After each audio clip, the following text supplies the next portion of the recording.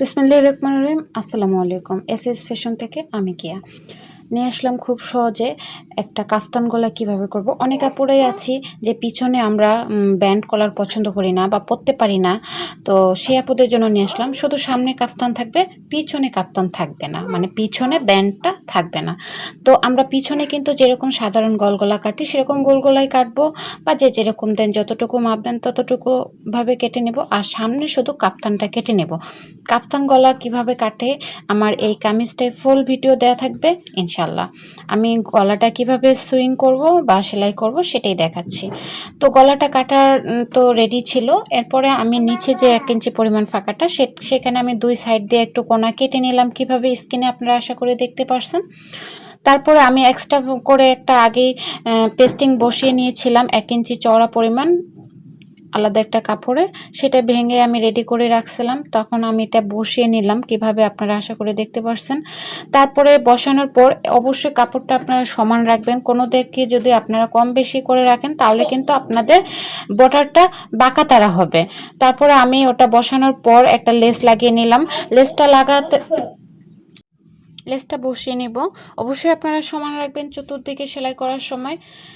তারপরে আমি আবার বর্ডারটা এর উপরের দিকে দিয়ে নেব।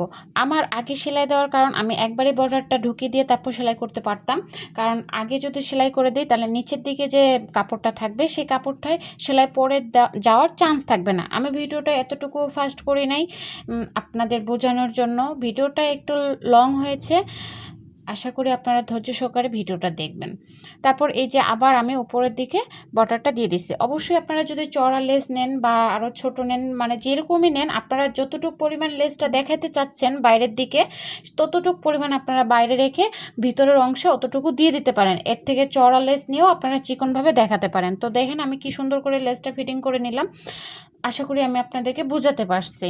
তো সেমভাবে আমি অপর পাশ আরেকটা যে লাইন সেটাও আমি করে নিলাম। তারপরে এই যে এই অংশটা আপনারা সুন্দর করে আগে ভাঁজ করে ভিতরে ঢুকিয়ে নেবেন, দুটো অংশই কোনা দুটো মিলিয়ে, তারপরে ধরে সেলাই করে এই যে জয়েন্টটা করে নেবেন। ভিডিওটি যদি আপনাদের একটু ভালো লেগে থাকে তাহলে অবশ্যই পেজটা ফলো দিয়ে রাখবেন, লাইক কমেন্ট শেয়ার করবেন, আপনাদের মূল্যবান মতামত জানাবেন। তো আমি এটা জয়েন দিয়ে নিলাম। এরপর আমি সাপোর্টিং দিব। অবশ্যই আপনারা যাদের যতটুকু গলার লম্বা প্রয়োজন অতটুকু মাপ দিয়ে দোনো সাইড সমান করে মাপ দিয়ে তারপর আপনারা নিচে সাপোর্টিংটা লাগাবেন। অবশ্যই সাপোর্টিংয়ের নিচে একটু কাপড়টা বেশি রাখবেন, তাহলে দেখা গেল যে কোনো ফ্রেমে যদি আপনাদের কাপড় গলাটা ছোট বড় হয়ে যায় তাহলে আপনারা ঠিক ছোট বড় করে আবার সার্ভিসিং করে নিতে পারবেন। এই যে আমি এক সাইড লাগিয়ে নিলাম, তারপর আবার আরেক সাইড লাগাবো। অবশ্যই আপনারা দুটো সাইড সমান রাখবেন, নাহলে কিন্তু গলাটা উঁচু নিচু হয়ে যাবে, বাঁকাতারা হয়ে যাবে।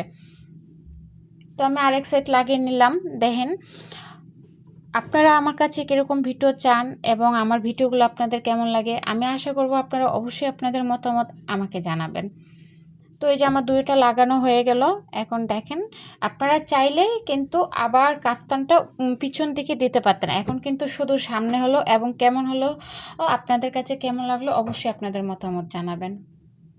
সবাই ভালো থাকবেন, সুস্থ থাকবেন, সাবধানে থাকবেন, নিজেদের খেয়াল রাখবেন। আল্লাহ হাফেজ।